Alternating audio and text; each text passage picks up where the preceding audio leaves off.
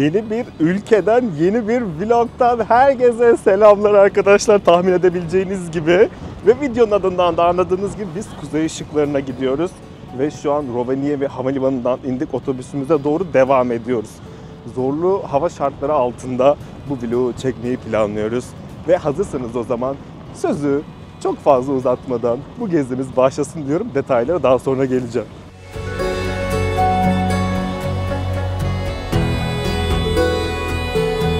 Ve sonunda çocukluğumdan beri hayalini kurduğum kuzey ışıkları turunu almış bulunuyorum arkadaşlar. Şu an Finlandiya'dayız. Rovaniemi bölgesine geldik ve aynı zamanda Rovaniemi bölgesinde bu Santa Claus köyü var. Noel Baba'nın köyü diye geçen.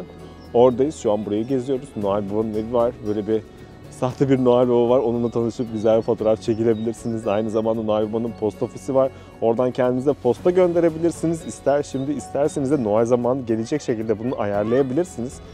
Aynı zamanda restoranlar, kafeler, bir sürü alternatifler var. Çocuklarınız için elfler burada. Elflerle birlikte kayak yapabilirsiniz burada. Yani çocuklarınızı işte elfler alıyor götürüyor. Onlarla birlikte fotoğraf çekebilirsiniz. Böyle eğlenceli anılar yaşayabilirsiniz. Aynı zamanda bir de Kuzey Kutup çizgisi var burada. O Kuzey Kutup çizgisinin diğer tarafına geçtiğinizde Kuzey Kutup Dairesi, öbür tarafına geldiğinizde Kuzey Yarımküre'ye gelmiş oluyorsunuz. Böyle de bir yer. Çok heyecanlıyım. İnanılmaz güzel. Zaten bir İzmirli olarak kara aşığıyım. Karı çok seviyorum. O yüzden buraları böyle görmek beni böyle çocukluğuma götürüyor neredeyse. O yüzden böyle yüzüm hep gülüyor. Bir de biraz soğuk. O yüzden kasılıyor.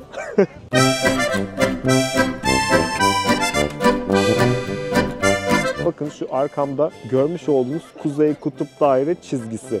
Şimdi ben Kuzey Kutup Dairesi'nin üst kısmındayım ama diğer tarafa geçtiğinizde, yani çizginin diğer bölümüne geçtiğinizde Kuzey Yarımküre'ye inmiş oluyorsunuz. Şimdi gelin sizle birlikte Kuzey Kutup Dairesi'nden yavaş yavaş Kuzey Yarımküre'ye doğru devam edelim.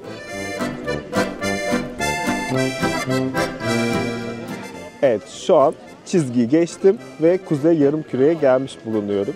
Dediğim gibi çizginin diğer tarafı Kuzey Kutup Dairesi. Hazırsınız bir de oraya geçelim. Ben çok sevdim bu işi, böyle git gel git gel. Çok eğlenceli oluyor. Ama tabii herkes fotoğraf çekiliyor. İkisinin arasında kalmak istedim. Evet, burası artık dünyanın en tepe noktalarından bir tanesi. Bundan sonrası zaten Norveç, buzullar vesaire. Hani en turistik ve yaşanılabilir alan kısmı burası.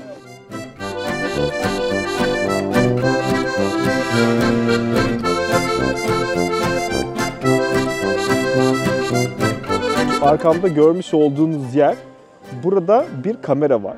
Yani sevdiklerinizle, atıyorum siz buraya geldiniz, anneniz, babanız, eşiniz, dostunuz, her kimse eğer burada beklerseniz onların Santa Claus Village diye bir internet sitesi var. Oraya girdiklerinde canlı kameradan burada sizi görebilirler, el sallayabilirsiniz.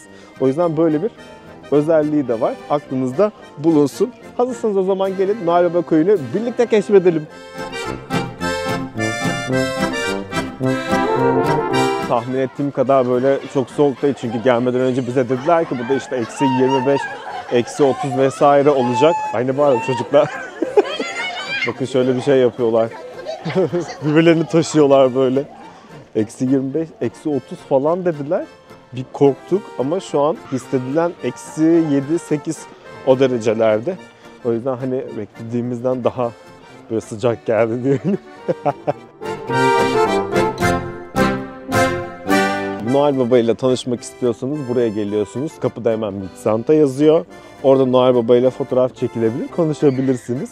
Bunun için en düşük ücret 10 euro, en yüksek ücret de 60 euroydu. Bu arada içeride çok güzel hediyelik eşyalar vardı. Oraya gittiğinizde mutlaka böyle hediyelik almalısınız. İnanılmaz güzel duruyordu. Böyle kendimi almak için zor tuttum ama almadım.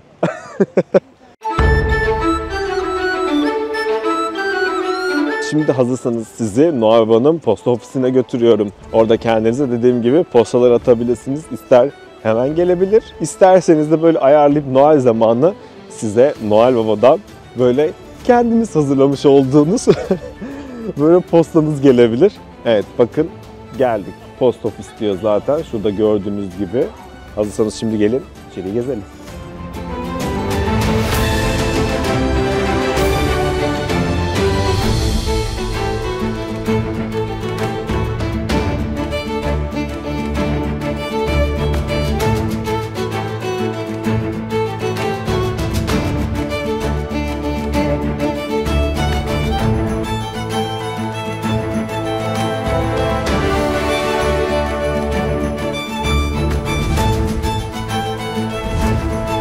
arada suratım da yavaştan soğuktan kızarmaya başladı. Bakın ne hale geldim. Eğer burada kendinize posta gönderirseniz güzel bir anı olmuş olur. Ya da belki unutursunuz, bakarsınız 2025'te hop, ben buraya gitmiştim, doğru kendime göndermiştim gibi böyle bir anılarınız olabilir. Bu arada havaya da bakıyorum, hava da yavaş yavaş açıyor. Eğer hava açarsa bugün akşam kuzey ışıklarını avlamaya gidiyoruz. Eğer açmazsa yarın akşam.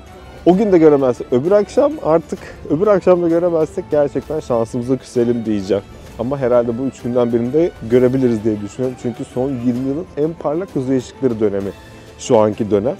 O yüzden böyle hemen yapalım dedik. Bir de tatil sepetinde gerçekten ucuza bulduk. Bu arada reklam değil aslında tatil sepeti. Aklınızda bulunsun, sadece ucuza bulduğumuz için sömestr dönemine denk geldi. 1047 euro vermiştik. 468 euro da diğer ekstra turlara verdik. Orada ekstra turları alabilirsiniz de almayabilirsiniz. O size kalmış. Ama dediğim gibi buraya gelmişken, böyle bir deneyimi yaşıyorken ekstra turlarla birlikte tüm hepsini almanızı tavsiye ederim size. Yoruldum. Bakın saçım başım da bozuldu.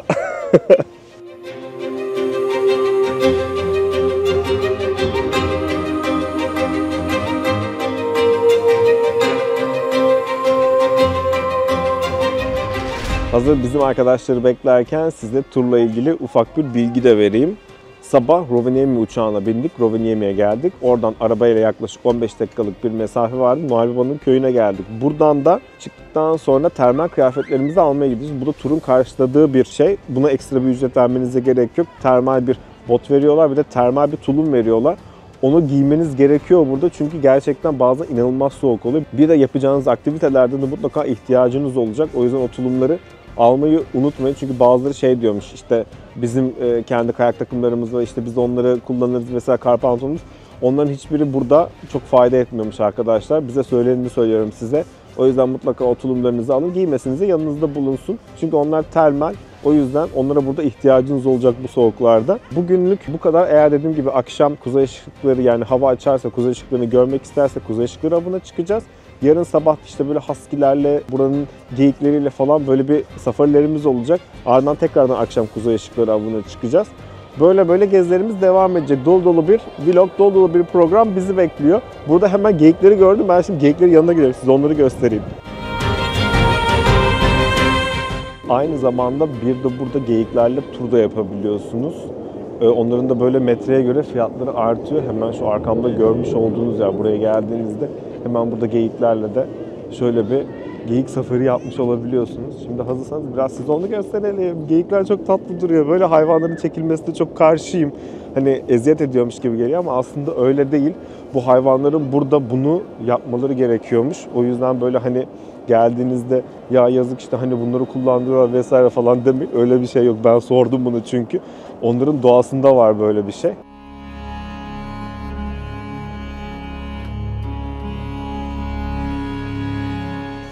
Evet, şu an dünyada en büyük hayalini kurduğum yerdeyim. İnanılmaz mutluyum. Umarım bir gün hepinizin hayalleri gerçek olur. Özellikle böyle, gözlerim arada dolu dolu oluyor. Ama böyle kuzey ışıklarında kendimi düşünemiyorum ya. Ağlamazsam vallahi çok iyi.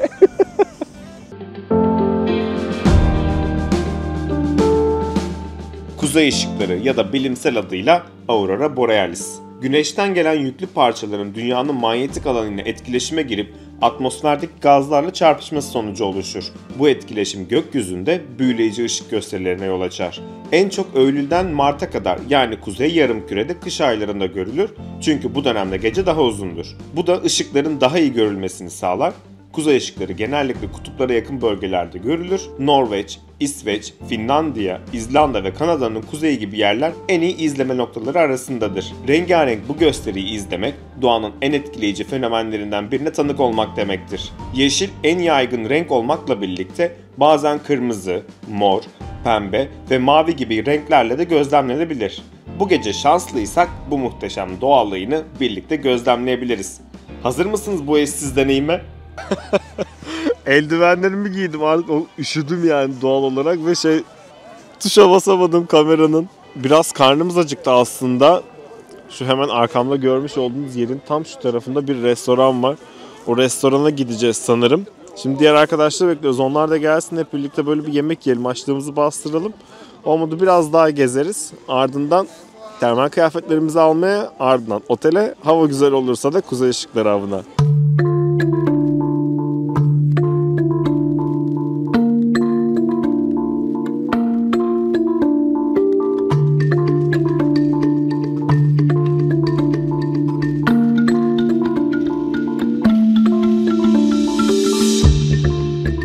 Evet, şimdi şu arkamda görmüş olduğunuz yere geldik. Ama orada sadece işte böyle tatlı kahve vesaire var. Yemek yoktu. 4'te kapatıyormuş bu arada. Dedik hani ilk önce bir şeyler yiyelim. Ondan sonra belki dedik geliriz buraya. Öyle şimdi devam ediyoruz. Bu arada hamburgerci falan da var da hamburger akşam yemeği planlıyoruz. O yüzden ona şu an girmek istemedik. Ve bakalım atıştıracak bir şeyler varsa onu da deneriz.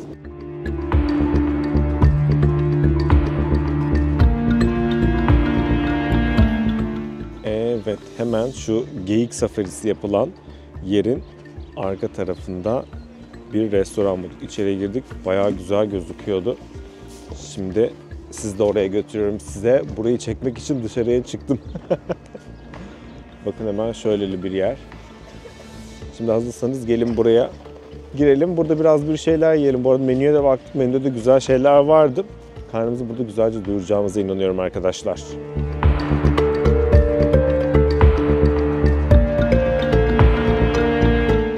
Çok güzel bir restorana geldik arkadaşlar.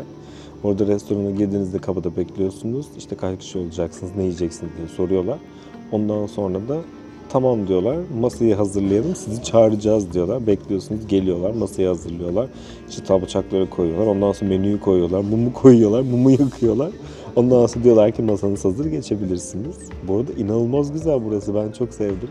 Şimdi buranın meşhur yemeklerinden 2 tanesini söyledik. Bir tanesi somon çorbası, bir tanesi de böyle sote geyik eti var, böyle sebzeli, patatesli, mantarlı. Ondan söyledik. Gelmeden önce izlediğim vlogların çoğunda onu denemişlerdi. İnanılmaz lezzetli. Dedik ki buraya gelmişken tabii ki de biz de bunu deneyeceğiz. Denemeden olmaz. İlk böyle geyik etimizle başlıyoruz. Altında patates püresi, yanında kornişon turşu. Bir de böyle şekerli bir frenk üzümü var yanında. Değişik bir sunum ama güzel kokuyor. Bu arada geyik eti biraz zordur. Eğer iyi marine edilmezse ekşi vesaire gelebilir. O yüzden sevmeyebilirsiniz ama iyi bir yerde yerseniz güzeldir. Bakalım burası iyi mi?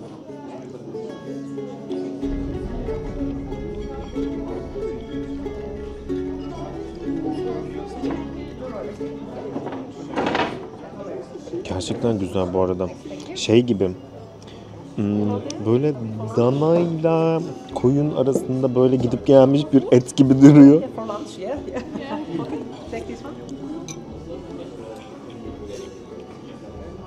Evet, lezzet olarak gerçekten çok güzel. Bir de yanında şeyle denemek istiyorum. Bu yaban mersiniyle denemek istiyorum.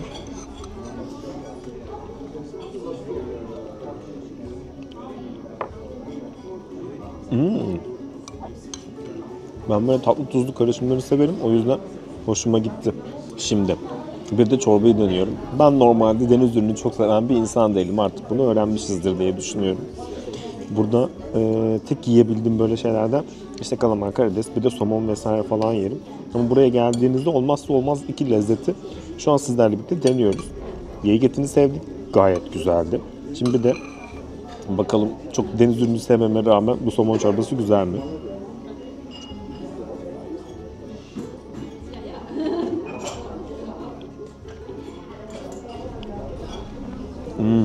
Bu da güzel. Krema, biraz dereotu, somon ve böyle baharatlarla birlikte güzel bir senkron yaratmışlar.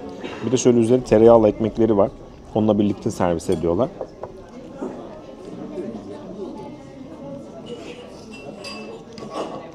Yani deniz ürünü çok sevmeyen ben bile bu çorbayı bayılarak yerim. Gerçekten çok güzel. O zaman ne yapıyoruz? Buraya geldiğinizde denilecek lezzetler ve gelinecek restoranı artık biliyorsunuz. Bakalım sıradaki durağımız neresi?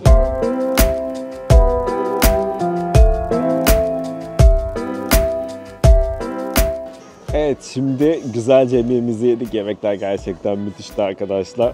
Bir daha söylüyorum, mutlaka geldiğinizde deneyin. Ve tabii havada karardığı için bu ortam biraz değişti bakın. Ortamı değiştirdim. Bizim ekip. Hello. Arkadan şak diye çıkabiliriz. İnşallah bizimle gelmediler. Onlar başka yerde yemek yediler. Biz de başka yerde yemek yedik. Neler yediniz? Geyik eti yedik. Yediniz değil mi? Ve somon çorbası o kadar güzeldi ki. Söyledim size, çok güzeldir diye. Ben de somon yedim. Akşam ben geyik yiyeceğim arkadaşlar. Evet, akşam geyik hamburgeri yemeye gidiyoruz. Evet. Nereydi ismini söyle? Kiskus muydu? Hayır, söylemeyeceğim. Onu orada sürpriz artık. Artık kısmet. Orada sürpriz. O zaman şimdi size biraz etrafı gezdireyim. Çünkü tabii şu an Noel ışıkları hala duruyor. O yüzden onlar yandığında daha farklı bir ambiyans olmuş burada. Hadi gelin hep birlikte gezelim biraz. Çocuklar gibi şeyim gerçekten. Hayallerimi gerçekleştiriyorum.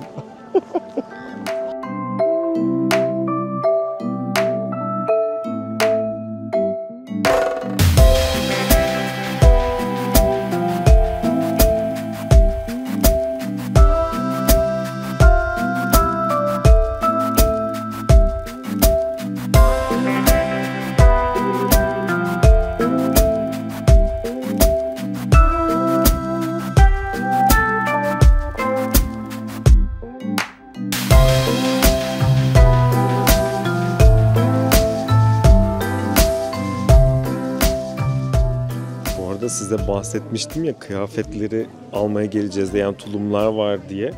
Onları şu an denemeye geldik. Burada deneyip alıyoruz. Hazırsanız şimdi onları deneyelim. Konuşamadım da. Medium bana biraz büyük gelecek gibi. O yüzden bakalım şimdi. Termal kıyafetleri almaya geldik. Onları aldık, hemen yaklaşık bir 15 dakika falan sürdü. Şimdi otele doğru devam ediyoruz. Tornio'yu gezeceğiz, ardından yemek yiyeceğiz bir yerlerde. O zaman devam ediyoruz. Bir şey diyeceğim, bu kıyafetler ne? Bu ne? Neyse, üşümeyelim de gerisi hiç önemli değil.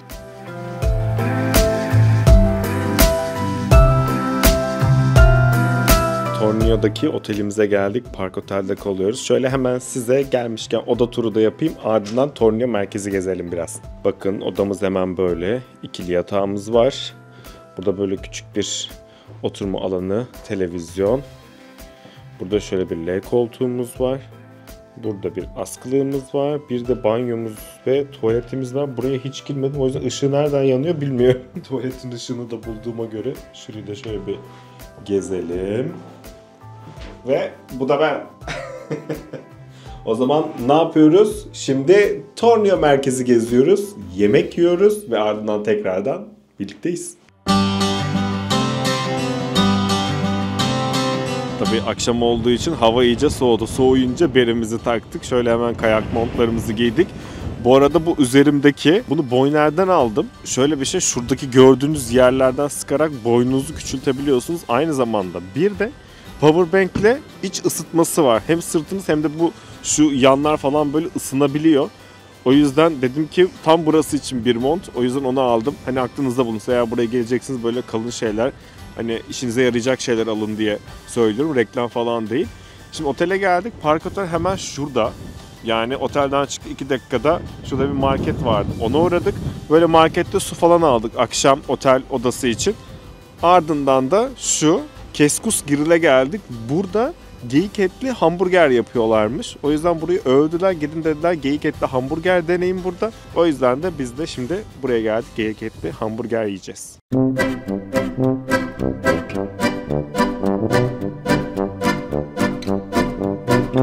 Geldik, geyik etli hamburger yiyelim dedik ama bilin bakalım ne yokmuş, geyik eti. O yüzden yiyemedik. Normal hamburger yedik. Hem fiyatı uygun hem de lezzetliydi, doyurucuydu bayağı. Aklınızda bulunsun. Gelmek isterseniz haftaya gelecekmiş bu arada, öyle söyledi. 2 haftalık bir aksaklık olmuş, o yüzden gelememiş. Bu arada çalışanlardan bir tanesi Türk. Rahatça iletişim kurabilirsiniz. Yarın sabah 6.45'te buz kıran gemisi için yola çıkıyoruz. 6.45. Biz şey diye düşünmüştük böyle, yani saat 8-9 gibi vesaire falan, hani gideriz şey yaparız diye. Ama 6.45 dediler. Biz de okey dedik, yapacak bir şey yok. Gelmişken bütün hepsini, her şeyi yapacağız burada. O yüzden şimdi otele geri dönüyoruz. Hemen bir duş, giyinme, yatma. Yarın buz kıran gemisinde görüşmek üzere arkadaşlar. Bakın bu arada otelimiz Park Otel. Burada kalıyoruz.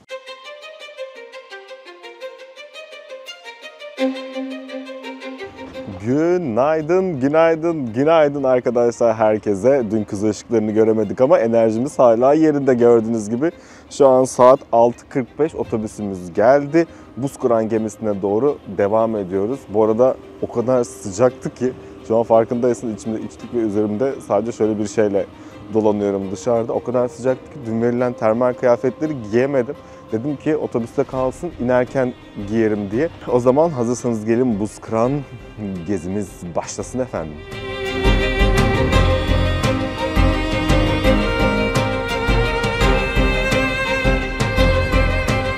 Gemimize geldik. Üzerimize termal kıyafetlerimizi giydik. Artık içeriye doğru devam ediyoruz. Burada içeride bize hem geminin hikayesini anlatacaklar hem de nasıl buzları kırdığını anlatacaklar. Gemiyi gezdirecekler. Ardından da zaten suya gireceğiz. Böyle bir aktivite bizi bekliyor olacak.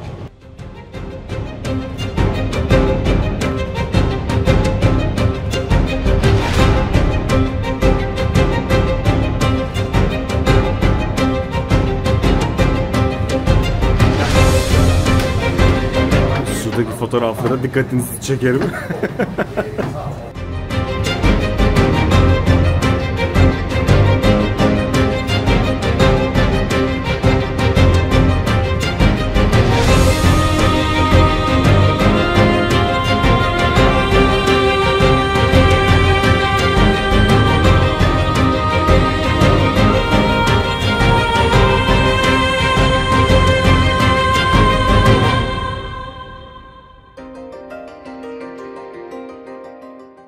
Kontrol odasından da çıktık.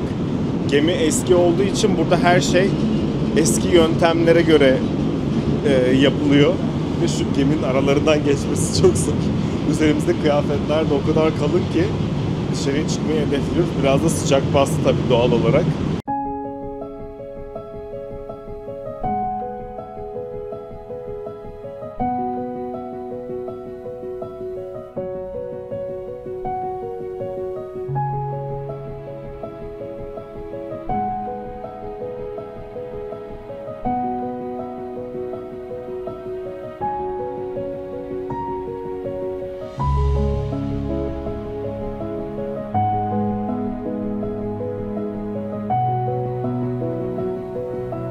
An itibariyle o kadar soğuk oldu ki bakın modum bu.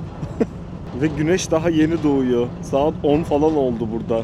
Gelirseniz mutlaka yapın ve birazdan o kırdığımız buzların içerisine gireceğiz.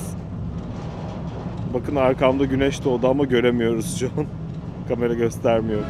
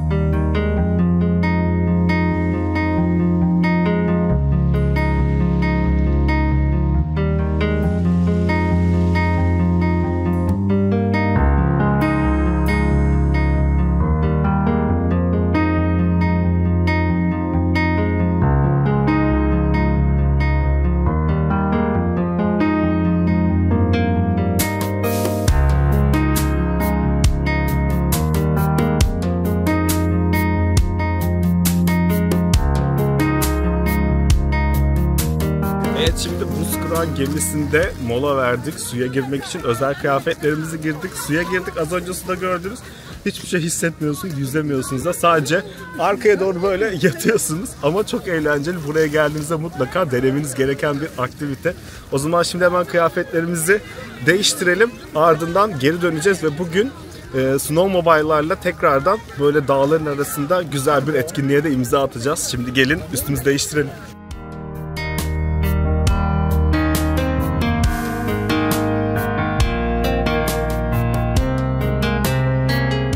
Evet, şu an bir diğer aktivitemizi gerçekleştiriyoruz.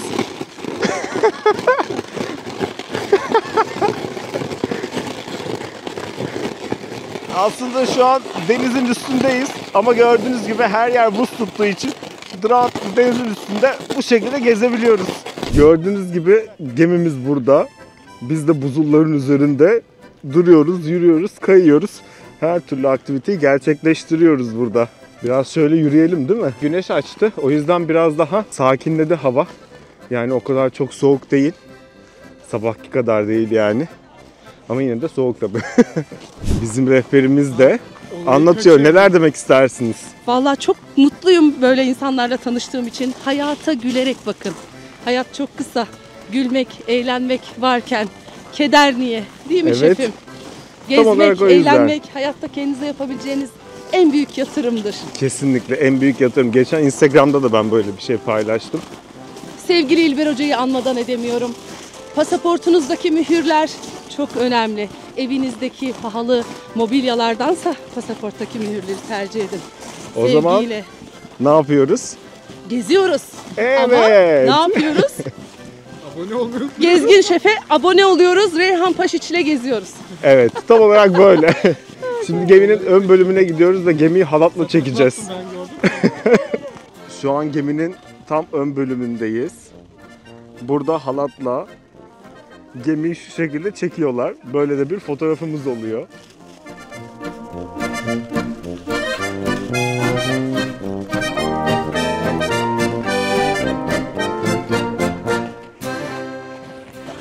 Ay. Geliyor mu gemi? Resmen suratım kıpkırmızı oldu. Artık fotoğraflarımızı çekildik, güzelce videolarımızı da çekildik. Dönüşe geçiyoruz arkadaşlar. Bir de burada içeride bar var, Ice Bar diye. Orada böyle kokteyller, içinizi ısıtacak şatlar alabilirsiniz. Aklınızda bulunsun. Bu arada dediğim gibi yani gerçekten mutlaka yapmanız gereken bir aktivite buralara geldiğinizde. Biraz fiyatları yüksek bu arada. Buz kıran gemisinin turları fiyatı yüksek. Ama hani buraya geldiğinizde mutlaka yapmanız gereken etkinliklerin başında geliyor bence.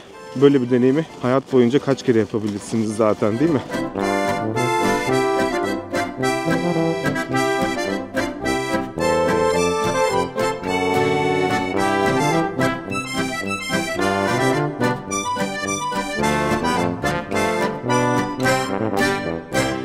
Kasklarımızı almaya Snowmobile için dün akşamki bu termal kıyafetleri aldığımız yere geldik. Hemen şu arkamdaki kasklarımızı gördüğümüz gibi kafamıza taktık.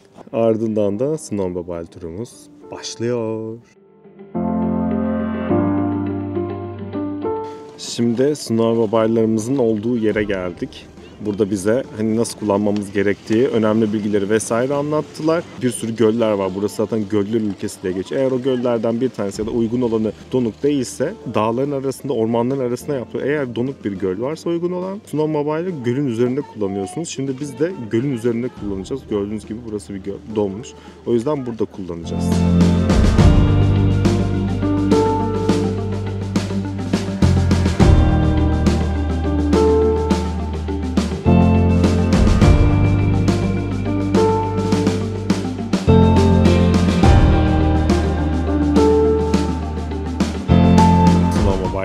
Bindik, turumuzu tamamladık. Böyle sizin için ufak ufak videolar çekebildim telefonda. Çünkü hani biraz tehlikeliydi, çok sarsılıyordu. Hani düşmesin vesaire falan diye. O yüzden böyle bir deneyim yaşamanız gerekiyor bence burada da. Yapmanız gerekenler listesine ekleyin burayı da.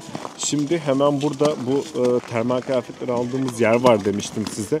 O termal kıyafetleri aldığımız yerin yan tarafında böyle buzdan heykeller var. Onu böyle müze yapmışlar. Şimdi orayı ziyaret etmeye geçiyoruz. Bu arada bu kasklarla ve ayakkabılarla burada yürümesi zor. Ama bunlar olmadan da olmuyor. Bugün akşam bir de biliyorsunuz ki kuzey ışıkları avına çıkacağız. Havaya baktığımızda görünebilecek tarzda bir hava var. Ama tabii bu işler kader kısmet işi. Şanslıysak görürüz.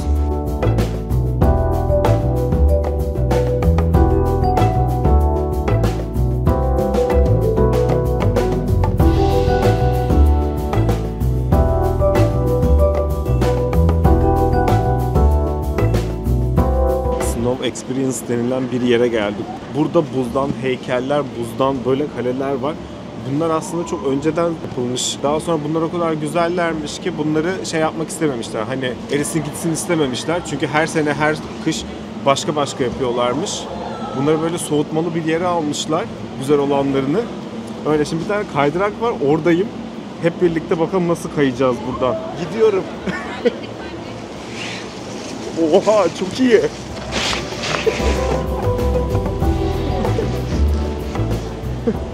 Bayağı iyiydi. Gördüğünüz gibi bayağı kaydım.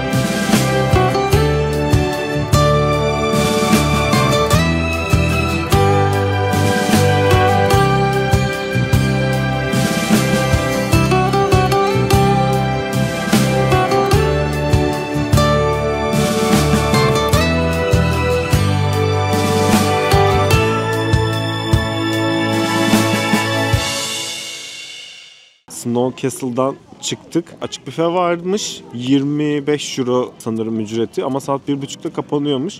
Açık büfede yemek yeriz diye düşünmüştük ama olmadı. Şimdi otel çevresinde bir şeyler yiyeceğiz. Otele dönüyoruz. Ama geldiğinizde eğer 1.30'a kadar gelirseniz burada açık büfe yemeklerinizi yiyebilirsiniz. Gayet de lezzetliymiş söylenenlere göre. Ama 1.30'a kadar açıkmış sadece.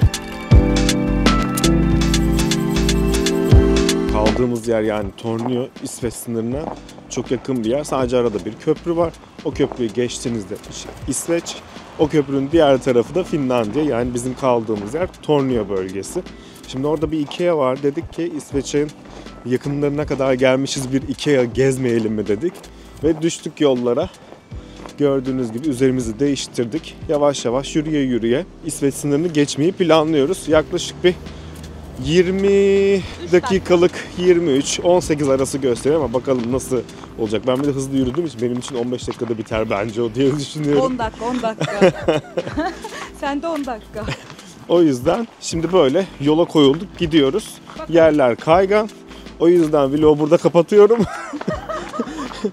Ölmeden İsveç sınırına varırız diye düşünüyorum. Hazır yol üstünde görmüşken size de göstereyim dedim. Bu arkamda görmüş olduğunuz evler buranın geleneksel evleri. Bu şekilde genelde tek katlı, ahşap yapıda olan evler. O yüzden size de göstermek istedim. Yanında da böyle ahşaptan bir kilise var. Çok güzel duruyor evler. Şu diğer eve bayıldım ben bu arada. Bir de bakın hemen şu arkamda görmüş olduğunuz yer ahşap bir kilise. O kadar şanslı bir dönemde gelmişiz ki bu arada. Hava çok soğuk değil. Normalde burada -35, -45'ler bazen -50'lerden falan bahsediyorlar. Şu an biz -7'deyiz. O yüzden burası için hani neredeyse yaz gibi düşünün. Öyle hani insanlar o şekilde tabir ediyorlar. Hani çok soğuk değil. İnsanlar mesaide, ofiste çalışıyorlar arkada. Size bahsetmiştim yürüyerek geçiyoruz diye. Sadece bir köprünün üzerinden geçeceğiz ve İsveç'e ulaşmış olacağız. Şu an tam köprünün üstüne adım atmış durumdayım. Tabii bu köprünün altında bir nehir var. Ama o donmuş bir şekilde buradaki soğuktan dolayı üşüdük ve acıktık. Hedefimizde Ikea var. Ikea'da yemek yemeyi, belki bir İsveç köfte yemeyi planlıyoruz. Hem de biraz böyle Ikea'yı gezeriz dedik. An itibariyle İsveç topraklarındayız. 15 dakikada yürüyerek otelden buraya geldik. Yani 15 dakikada ülke değiştirdik yürüyerek. Bu arada burası da İsveç'in Haparanda denilen bir bölgesi. Hemen şöyle göstereyim size. Bakın Ikea da burada.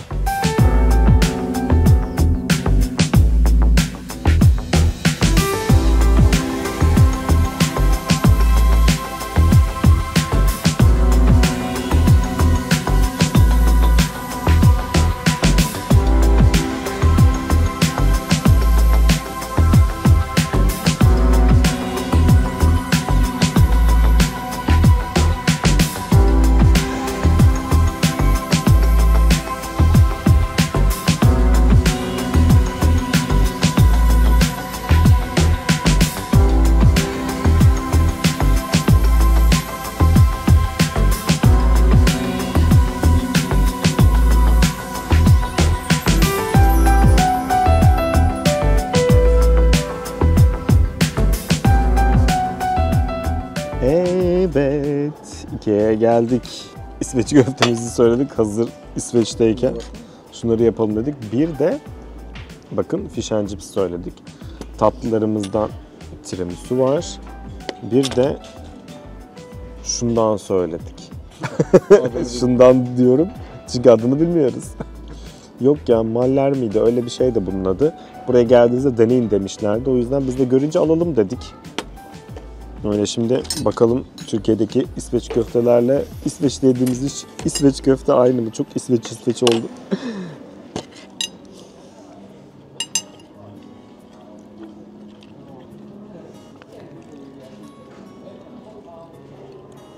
Aynı.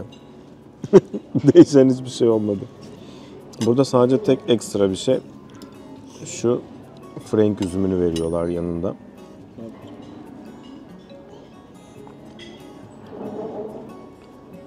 Oo, bu bayağı iyi.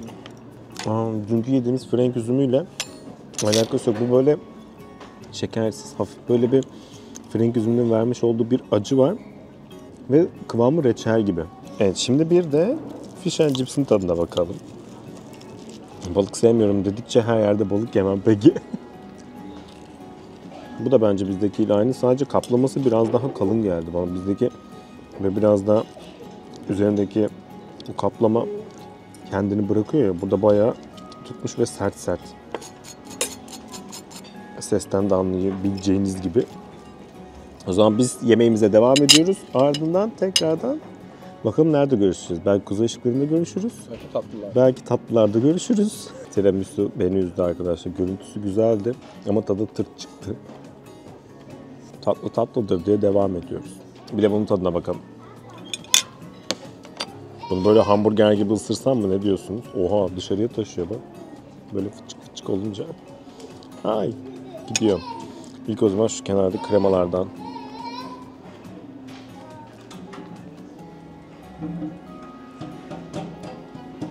Tatsız.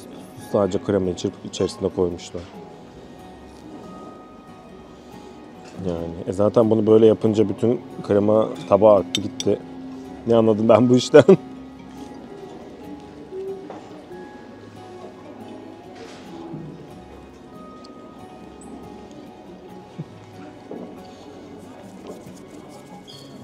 Üzerinde pudra şekeri olmasa kimse benim bu tatlı diye kandıramaz. Bildiğin ekmek arasına kremayı koymuşlar. Bu kadar. İçine bari bir iki bir şey koyaydınız. Ya da kremayı biraz tatlı yapaydınız.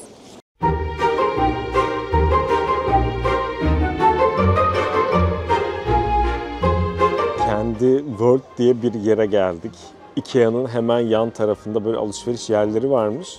Orada Candy World diye bir yer var. Böyle internete bakarken böyle büyük Toblerone'lar vardı. Onlar böyle 3-3,5 kilo falan gösteriyor. Dedi ki buraya mutlaka gitmeliyiz. Bir bakalım diye, zaten adı Şeker Dünyası. Candy World ve gerçekten içeride inanılmaz kocaman bir mağaza. Her yer şeker, çikolata dolu. Şimdi size mağazayı gösteriyorum. Ardından böyle bakalım neler var, neler alabiliriz buradan. Onlara bir göz atalım.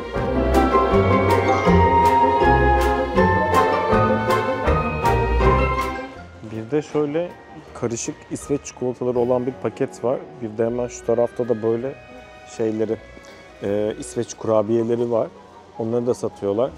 Bu arada bazıları Türkiye'ye göre uygun fiyatlı çikolataların, bazıları da neredeyse aynı fiyatta.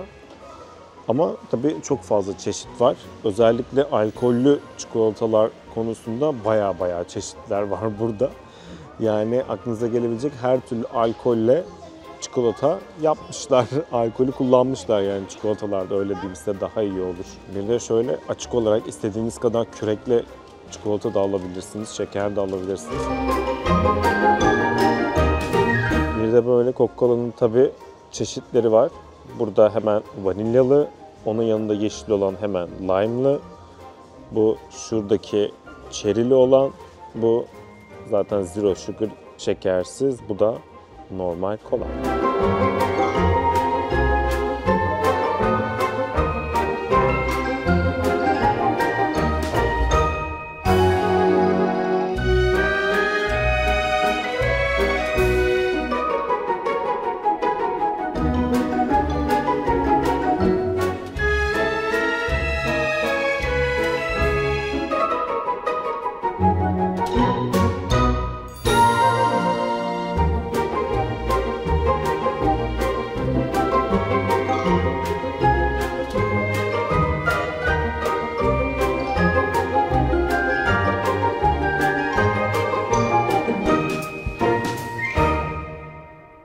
Günaydın, günaydın, günaydın herkese.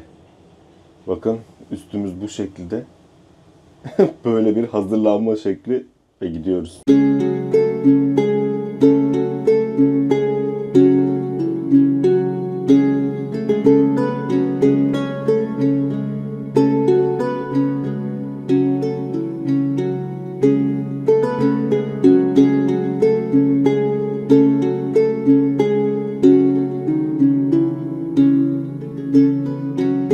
Günaydın, günaydın, günaydın tekrardan. Yaklaşık bir yarım saatlik yol gittikten sonra şu an Arkadya denilen ren geyikleri çiftliğine geldik. Burada ren geyikleriyle gördüğünüz gibi şu arkamdaki ormanların içerisinde güzel bir safari yapacağız.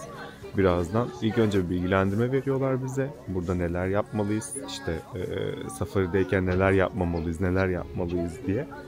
Öyle ufak bir bilgilendirmeden sonra o sırada ren geyiklerini hazırlıyorlar bizim için. Daha sonrasında safarimize devam edeceğiz. Bu arada ren geyikleri buralar için büyük önem taşıyor. Her şeyinden, etinden, işte derisinden, boynuzlarından her şeyinden yararlanıyorlar. Her şeyini kullanıyorlar burada.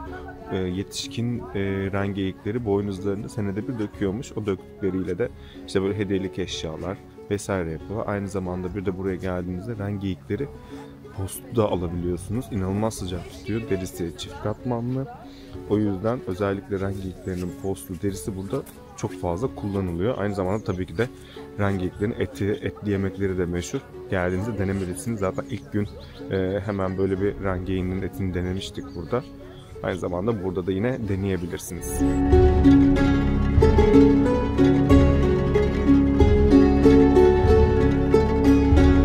Geyiklerimize bindik. Oturduk hemen şöyle. Gösteriyorum. Bakın burada böyle gideceğiz birazdan. Efendim diğer arkadaşlarımız da burada hazır. Hazır olduktan sonra yola koyulacağız. Bu güzel ormanların içerisinde mükemmel bir safari gerçekleştireceğiz.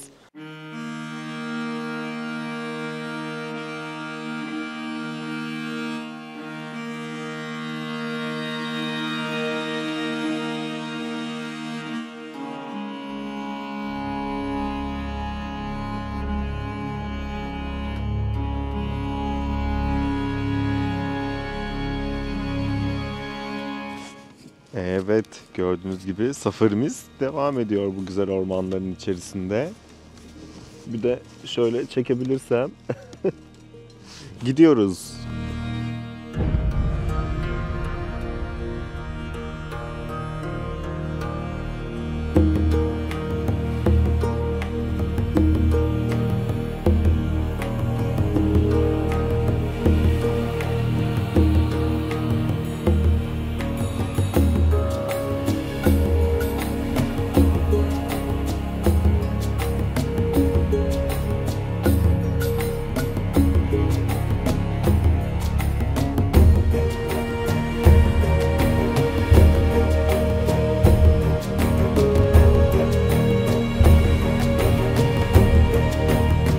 Ren geyiklerimizle güzel bir gezi gerçekleştirdik. Safarimizi yaptık. Şimdi bizim için buranın kendi geleneksel çadırlarında bir ateş yaktılar. Isınmak için oraya gidiyoruz.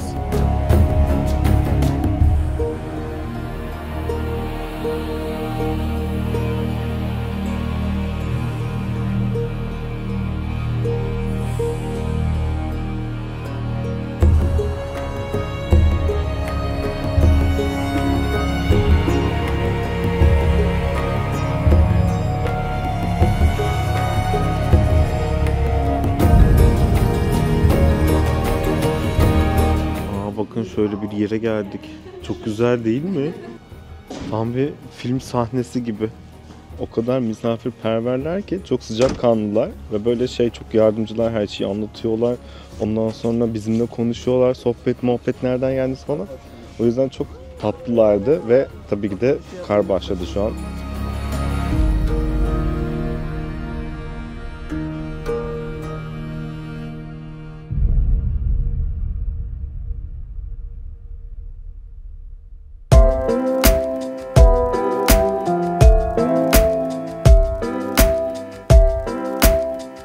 Husky çiftliğine geldik. Arkada bize bilgilendirmeleri yapıyorlar. Husky'lerle birlikte safari yapacağımız için o aleti nasıl süreceğimizi, nasıl durduracağımızı, nasıl durmamız gerektiğini anlatıyorlar. Bu konular önemli. Herhangi bir kaza olmaması adına.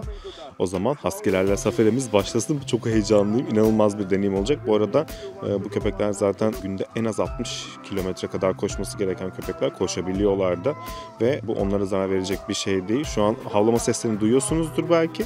Onların doğası gereği bu koşuyu yapmaları gerekiyor. Koşmaları gerekiyor zaten. O yüzden hani hayvanlara herhangi bir zarar verilmiyor burada. Gayet de çok güzel bakılıyorlar. Onu her seferinde soruyoruz. Biz de merak etmeyin yani bu açıdan. Şimdi o zaman hazırsanız gezimiz başlasın.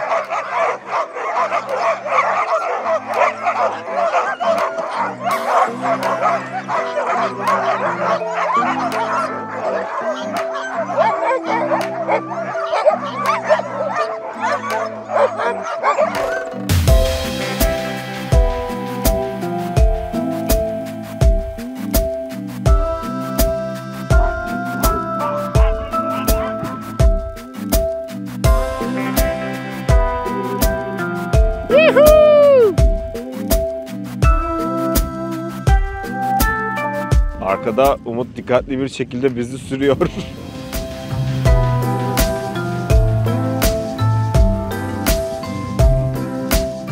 Bakayım, böyle daha güzel gözüktü galiba.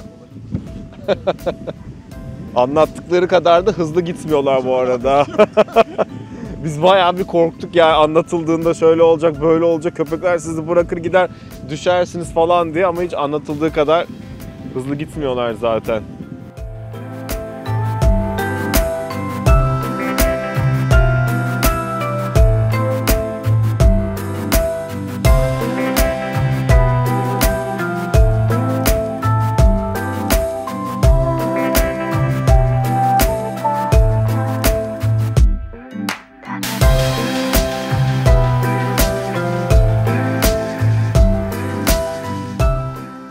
Husky'lerle turumuzu tamamladık. Şimdi devam ediyoruz. Güzel bir öğle yemeği yemeye geçiyoruz arkadaşlar. Orası çok güzel değil mi? Şu ortam falan. Her yer bembeyaz ama. Nasıl? Bu arada geldiğimiz uçaktaki hosteslerle birlikte her yeri neredeyse onlarla birlikte geziyoruz. Şimdi yarın dönerken yine onlarla birlikte döneceğiz. Ellerim dondu, ellerim. Benim her yerim dondu. Şu suratıma bakın nasıl ama, kıpkırmızı. Afiyet olsun. Anca kurtarıyor değil mi? Aynen öyle, içimiz soğudu. Bir sıkmak lazım.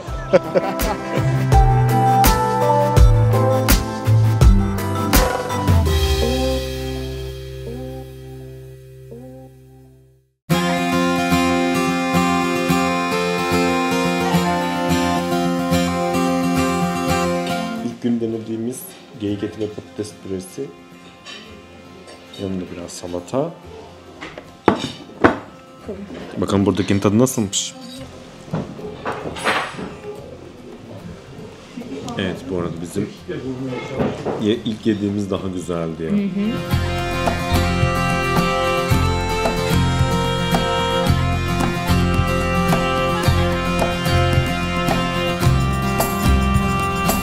Artık yemeğimizi yedik. Bugünlük aktivitelerimizi tamamladık.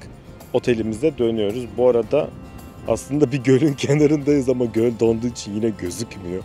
O yüzden gölün kenarında güzel bir yemeğimizi yedik. Geyik etimiz fena değildi ama ilk yediğimiz geyik eti daha güzeldi.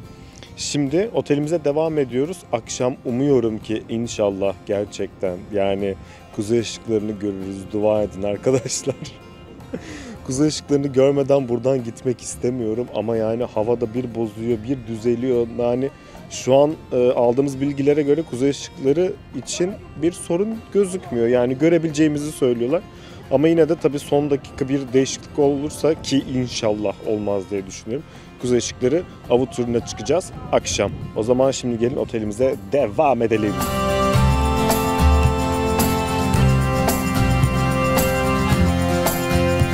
Evet, şimdi otelimizden çıktık.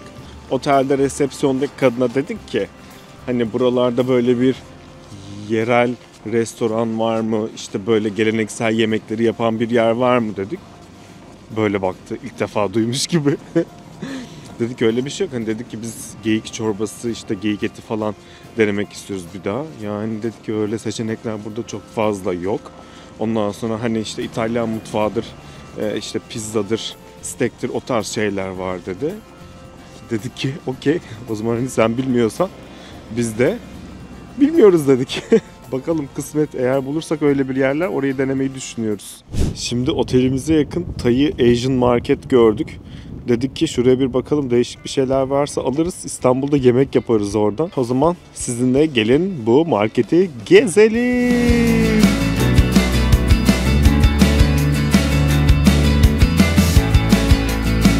Kore dizilerinde devamlı yedikleri böyle kopiko diye bir şey var. Sürekli her şeyde çık çık ağızlarına atıyorlar. Bunu bulamamıştık ama şu an burada var. Dedik ki alalım, hemen deneyelim. Bir de şöyle kestaneli, ondan sonra vallahi üstünde kaka yazıyor. Şöyle bir şey var. Ondan sonra bunu da alalım, deneyelim dedik. Değişik geldi. O yüzden şimdi bunu da alıyoruz. Bir de şu rice flake'lerden bulduk burada. Bunlarla da böyle güzel yemekler falan yapıyorlar. Bunu da alalım bari. Bir şeyler deneriz, mutlaka yaparız. Üstündeki şey nasıl kaymış ama böyle. Bakın, bir de şöyle karidesli cipsler var, kalamarlı cipsler var. İşte böyle tatlı patatesli cipsler var. Değişik değişik cipsler de burada mevcut. Şöyle kurabiyeler var. Bakın böyle yosunlu falan cipsler var. Crispy chicken, acılı karidesli. Bir de şurada böyle taze baharatları var. Bakın. Şurada da var. Böyle mantarlar var burada da. Bu marketten alacaklarımızı aldık. Böyle balık krakerleri bulduk. Bize 2 tane de böyle balık kraker hediye etti. Bakalım İstanbul'a gidince bunlardan ne yapacağız? Bu arada bir de sorunumuz şu, şimdi dışarısı için böyle kalın kalın giyiniyoruz. Ama böyle bir yere girdiğimizde 2 dakika sonra hemen bir yanma başlıyor bizde. O yüzden alışveriş çok yapamıyorsunuz, hemen ha yeter çıkalım falan oluyor böyle. Öyle değil. Şimdi de konudan konuya nasıl atlıyorum ama. Rayala diye bir alışveriş merkezi var burada. İçerisinde işte H&M, Cubus, Nissan, işte Kicks Normal, Giganti denilen böyle bir de Kisti Market diye marketleri var. Buranın içerisine bir girelim, biraz AVM turu yapalım dedik. Öyle Tornio'da geziniyoruz böyle.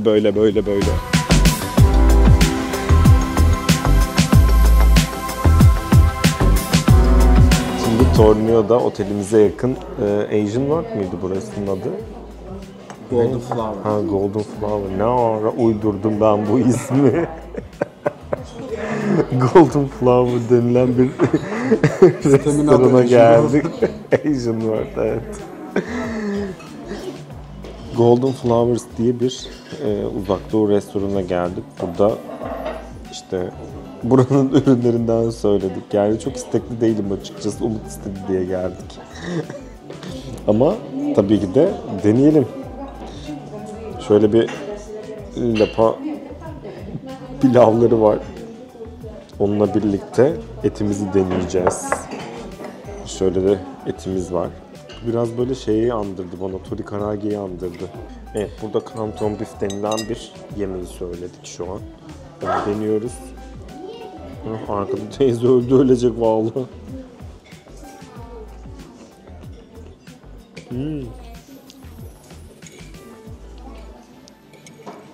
Biraz baharatlı, biraz acılı. Ama güzel, lezzetli. Burada böyle çok yerel bir şeyler bulamadık, o yüzden bunlarla idare ediyoruz. Pizza da kesilmemiş bu arada. İnsan pizzayı keser de getirir değil mi? Yemin ediyorum buraya geldiğimizden beri her şeyi biz yaptık. Husky'leri biz kullandık efendim. Ondan sonra geyikleri biz kullandık. Ondan sonra motorları biz kullandık. Bugün öğle yemeği verdiler bize. Gittik kendimiz aldık.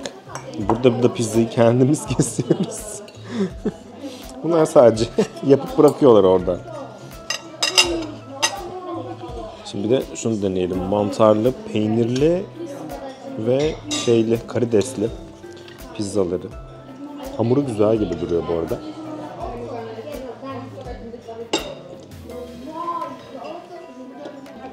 Aa, bu da lezzetli.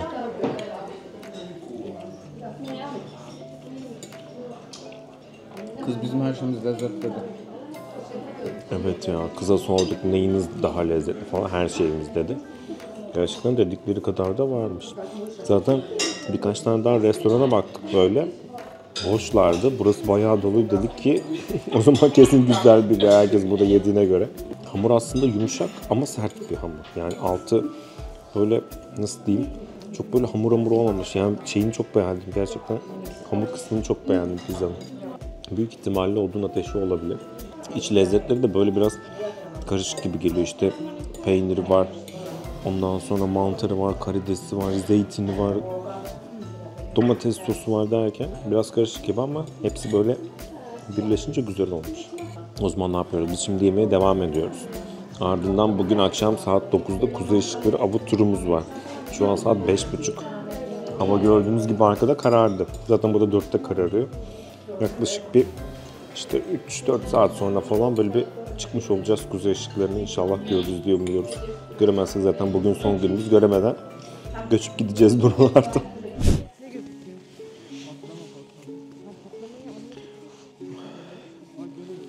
Şimdi Kuzey Işıkları avına geldik. Karanlık bir ortamda soğuk soğuk bekliyoruz. Kuzey Işıklarını arıyoruz. Kuzey ışıklarının peşine düştük bugün. Büyük bir heyecan ve umutla. Ancak ne yazık ki şans bizden yana değildi. Saatlerce soğuğa meydan okuyarak bekledik. Gökyüzüne umut dolu gözlerle baktık ama hava koşulları bizden yana olmadı. Kuzey ışıklarının o büyüleyici dansını gözlerimizle görmek için sabırsızlanırken bulutlar arasında kaybolan bir umut ışığı gibi gökyüzü bize kapalı kaldı. Bu eşsiz doğa olayını izleme şansını yakalayamadık.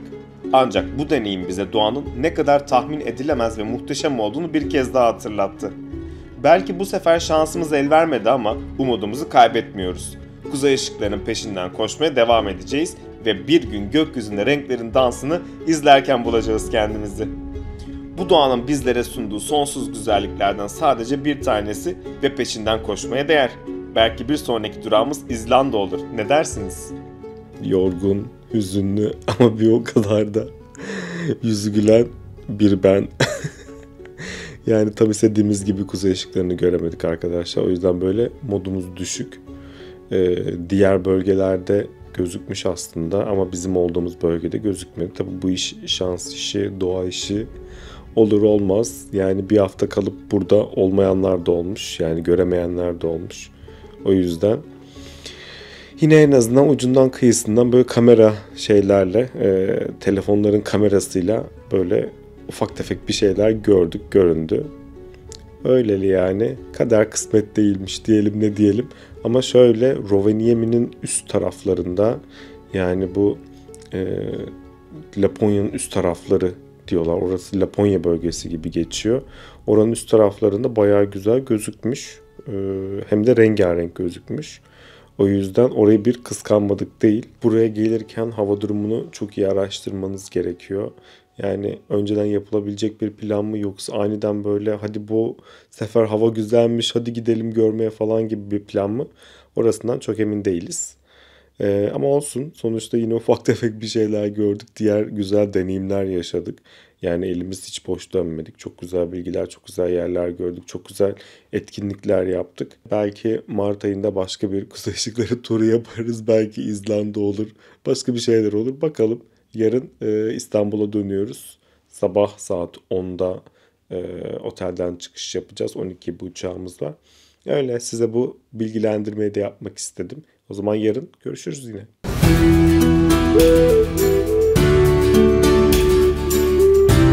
Artık dönüş yoluna geçtik. İlk gün tulumlarımızı aldığımız Kemi'ye geldik. Burada kıyafetlerimizi tekrardan geri bıraktık. Şimdi devam ediyoruz. Kuzey ışıklarını istediğimiz gibi göremedik. O yüzden moraller bozuk. Ama size şöyle söyleyebilirim ki Tornio tarafına değil de biraz da Rovaniemi ve üst taraflara doğru gelirseniz görme ihtimaliniz daha yüksek olacağından eminim. Böyleli. Şimdi artık havalimanına geçiyoruz. Dönüş yolumuz başladı bile. Allah'ım, saç baş her şey dağıldı. Şu an her yer buz tutmuş durumda havalimanında. Arkada bizim uçağımız. Uçağın camları bile buz tutmuş. Şu an deli gibi rüzgar var. Saçımın hali, gözümün haline bir bakın. Evet arkadaşlar, artık gezimizin sonuna gelmiş bulunmaktayız. İstanbul'a doğru dönüyoruz. Umarım beğenmişsinizdir. Umarım sizin çok çok daha güzel geçer buralara gelirsiniz. Güzelce kuzey ışıklarını görürsünüz diye umuyorum. Biz çünkü çok fazla göremedik. Ama moral bozmak yok. Tekrardan geliriz diye düşünüyorum. Sadece kuzey ışıklarını görmek için diğer hiçbir şey yapmamıza gerek yok. Çünkü daha öncesinden yaptık. Videonun altına bol bol yorum atıp izlemeyi, beğenmeyi unutmuyorsunuz. Şimdiden kendinize çok iyi bakın. Yeni vloglarda, yeni seyahatlerde, yeni maceralarda görüşmek üzere. Hoşça kalın.